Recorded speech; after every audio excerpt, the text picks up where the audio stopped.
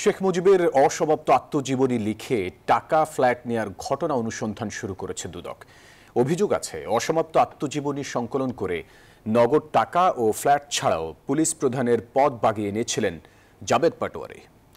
আর এভাবে পদ বাগিয়ে নেয়ার ঘটনাকে হোয়াইট কালার দুর্নীতি বলছেন সিনিয়র আইনজীবী ওমর ফারুক।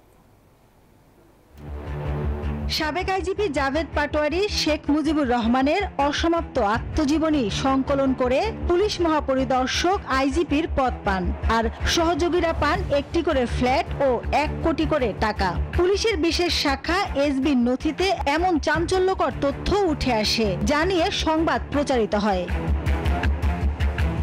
নথিতে আরো বলা হয়, এই বইটি আসলে লিখেছেন সাবেক পুলিশ মহাপরিদর্শক জাভেদ পাটোয়ারি ও তার নেতৃত্বে 123 সদস্যের একটি বিশাল দল। স্পেশাল ব্রাঞ্চের প্রধান হিসাবে কর্মরত থাকা অবস্থায় সাবেক প্রধানমন্ত্রী শেখ হাসিনার সান্নিধ্য এবং আনুগত্য নিশ্চিত করতে বইটি লেখেন জাভেদ পাটোয়ারি। এর ফলে 2018 সালে জাভেদ নিয়োগ পান। বান্ডেল থাকলে প্রতি সেনমানিতে টাকা বাঁচবে। বিকাশ সেনমানি বান্ডেল কিনে জিতুন প্রতি লেনদেনে। আইজিপি হিসেবে সাবেক পুলিশ প্রধান চৌধুরী আব্দুল্লাহ আল মামুন ট্রাইব্যুনালে তার জবানবন্দিতে দাবি করেন 2018 সালের রাতের ভোটও হয় জাভেদ পাটোয়ারির পরামর্শেই। এ বিষয়ে সিনিয়র আইনজীবীরা বলেন, দুর্নীতি করেছেন জাভেদ পাটোয়ারি। তদন্ত করে প্রয়োজনীয় ব্যবস্থা না নিলে এমন ঘটনার পুনরাবৃত্তি ঘটবে। তদন্ত হবে, ওনার বিরুদ্ধে তখন এফআইআর হবে, ওনার বিরুদ্ধে তখন চার্জশিট হবে, মামলা হবে ইন অ্যাবসেন্সিয়া, যে প্রসিজার আছে ফলো করে ওনার শাস্তি হবে। কিন্তু যারা ইন কনাইভেন্স তারা তো দেশে আছে। অসমাপ্ত আত্মজীবনী লেখায় সাবেক আইজিপি জাভেদ পাটোয়ারি সহ 123 জনকে টাকা ও ফ্ল্যাট দেওয়ার ঘটনার অনুসন্ধান শুরু করেছে দুদক।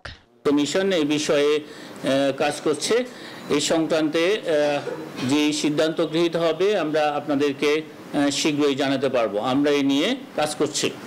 জাভেদ পাটোয়ারি সহ সেই 123 জনের প্রত্যেকের দুর্নীতি নিয়ে অনুসন্ধান জরুরি বলে মনে করেন টিআইবির নির্বাহী পরিচালক ইফতেখারুজ্জামান।